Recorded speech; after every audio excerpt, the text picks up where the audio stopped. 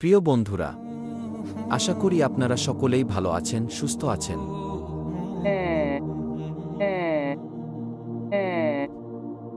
ফেরাউনের লাশ থেকে কেন এই অদ্ভুত আওয়াজ বের হল? বিজ্ঞান কি এর কোনো ব্যাখ্যা দিতে পারবে? কেন প্রতি বছর ফেরাউনের লাশের উপরে একটি ইঁদুর ছেড়ে দেওয়া হয়? কেন ফেরাউনের হাতের নখ এবং চুল বাড়তে থাকে? জানতে হলে ভিডিওটি সম্পূর্ণ দেখতে থাকুন। ফেরাউন কোনো ব্যক্তি বিশেষ নাম নয়। ফেরাউন হল মিশরের তৎকালীন বাদশাদের উপাধি। পৃথিবীতে অত্যাচারী ও খোদাদ্রোহী শাসকদের মধ্যে ফেরাউন ছিল অন্যতম।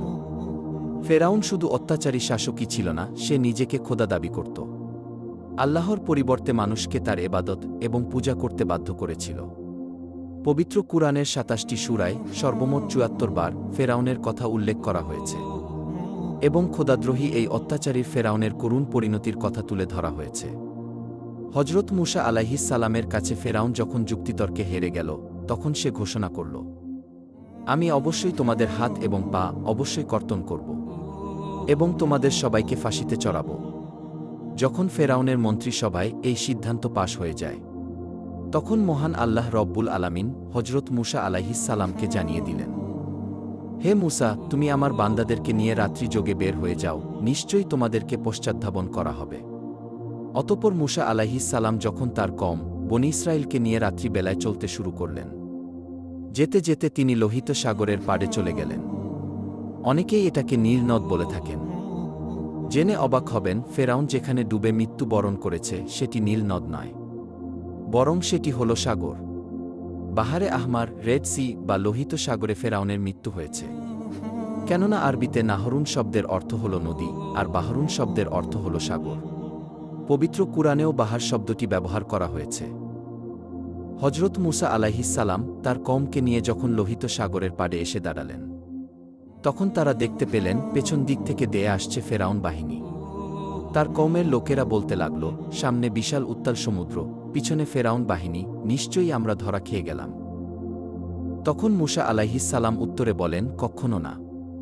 নিশ্চয়ই আমাদের সাথে আমাদের মহান রব রয়েছেন, তিনি আমাকে পথ প্রদর্শন করবেন। অতঃপর আল্লাহ তাআলা বলেন, হে মুসা, তুমি তোমার লাঠি দ্বারা সমুদ্রে আঘাত করো। সমুদ্রে আঘাত করার সাথে সাথেই সমুদ্রের বুক চিরে একটি বিশাল প্রশস্ত রাস্তা তৈরি হয়ে গেল। সাগরের মাঝে রাস্তার দুই পাশে পানি দুই ভাগে বিভক্ত হয়ে সুউচ্চ পাহাড়ের মতো দাঁড়িয়ে রইল। আমরা অনেকেই জানি লোহিত সাগরের গভীরতা প্রায় ৪ থেকে ৯ হাজার ফিট। সুতরাং সমুদ্রের তলদেশের মাটি প্রকাশ পেয়ে দুই পাশের পানি প্রায় ৯ হাজার ফিট উঁচু হয়ে দাঁড়িয়েছিল। শুষ্ক সেই পথ দিয়ে মুসা আলাইহিস সালাম এবং তার কওম খুবই স্বাভাবিকভাবেই সমুদ্র পাড়ি দিয়ে ওপারে চলে গেল।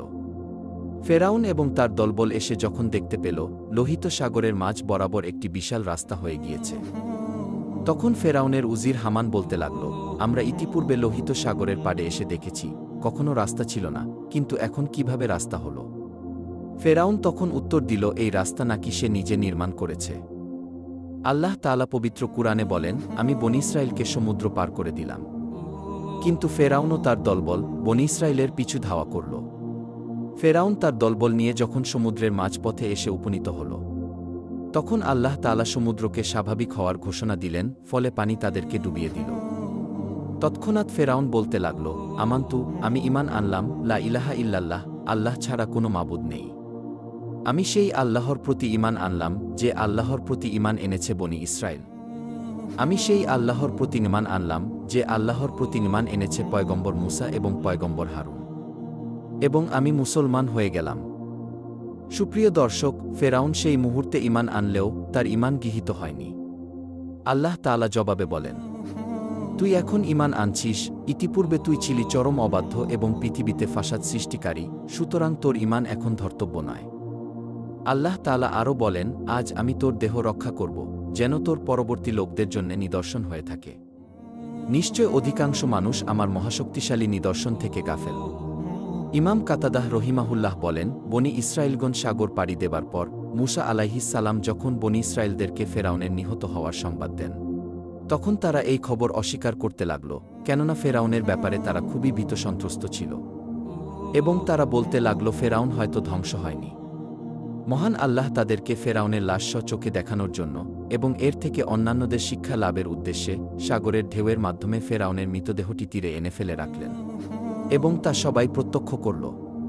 এতে করে ফেরাউনের ধ্বংসের ব্যাপারে তাদের নিশ্চিত বিশ্বাস হল এবং তার লাশ হবার জন্য নিদর্শন হয়ে গেল। পরিশেষে তার লাশের কি পরিণতি হয়েছিল এ ব্যাপারে কোরআন ও হাদিসে কোথাও কোনো তথ্য নেই।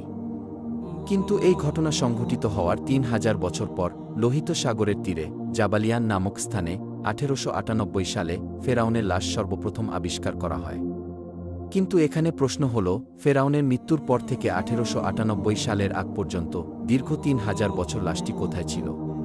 অধিকাংশ ঐতিহাসিকদের মতে এটি পানিতে অক্ষত অবস্থায় ভাসমান ছিল। যাই হোক, অতঃপর এই লাশটির সঠিক তথ্য উদ্ঘাটনে মিশর সরকার দীর্ঘদিন গবেষণাগারে সংরক্ষণ করেন। অবশেষে দীর্ঘ গবেষণার পর মিশর সরকার ঘোষণা করেন এটিই সম্ভবত মুসা আলাইহিস সালামের যুগের মিশরের সবচেয়ে প্রতাপশালী খোদাদ্রোহী ফেরাউনের লাশ। বিশ্বব্যাপী এ সংবাদ ছড়িয়ে পড়ায় ১৯৮১ সালে ফ্রান্স সরকার ফেরাউনের লাশ নিয়ে উচ্চতর গবেষণার জন্য মিশর থেকে ফেরাউনের লাশকে রাজকীয় সংবর্ধনা দিয়ে নিয়ে যায়। ফেরাউনের লাশ লাল গালিচা সংবর্ধনা দিয়ে বরণ করা হয়। অবাক করা বিষয় হল, ফেরাউনকে ফ্রান্সে আনার জন্য তার পাসপোর্ট তৈরি করা হয়। পাসপোর্টে তার পরিচয় লেখা হয় মহান মিশর সম্রাট।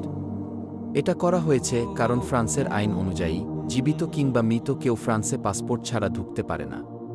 তাই এই নিয়ম মেনেই তাকে ফ্রান্সের ল্যাবে হাজির করা হয়। সেখানে বিখ্যাত সকল সার্জন ও বিজ্ঞানীরা সারারাত গবেষণা করে আবিষ্কার করেন এই লাশটির মৃত্যু হয়েছে সাগরে। তার শরীরে লবণের কণা পাওয়া গিয়েছে। সাগরে ডুবে মরা ছাড়া এমন সামুদ্রিক লবণ কণা পাওয়া সম্ভব নয়। এছাড়া তার কয়েকটি হাড্ডিতে চোটের চিহ্ন প্রমাণ করে বড় বড় ঢেউ রুখতে গিয়ে তার এই অবস্থা হয়েছে। ডক্টর মরিস বুকাইলিকে কেউ একজন বলেছেন, মুসলমানদের কোরআনেও এমন তথ্য রয়েছে যা মিশরের মানুষ সবাই জানে। বুকাইলি অবাক হয়ে বলেন, অসম্ভব, ফেরাউনের মৃত্যুর তথ্য আমরা কেবলই আবিষ্কার করলাম।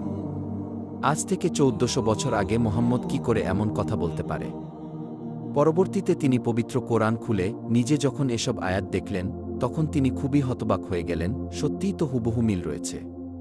অতঃপর তিনি ইসলাম ধর্ম গ্রহণ করে নিজেকে ধন্য করেন। অবশেষে যখন বৈজ্ঞানিকভাবে প্রমাণিত হয়ে যায় এটি হল মুসা আলাইহিস সালামের যুগের পাপিষ্ঠ ফেরাউন, তখন মিশর সরকার লাশটিকে কায়রোর জাদুঘরে রাজকীয় মমি চেম্বারে একটি কাচের ফ্রেমে প্রদর্শনের জন্য সংরক্ষণ করেন। তবে দেহটি কোনো বিশেষ ব্যবস্থায় মমি করা ছাড়াই সংরক্ষিত আছে। বিজ্ঞান যার কোনো ব্যাখ্যা দিতে পারেনি। কিন্তু অবাক করা বিষয় হল, ফেরাউনের লাশের কিছু অংশে অলৌকিকভাবে গোস্ত বৃদ্ধি পায়।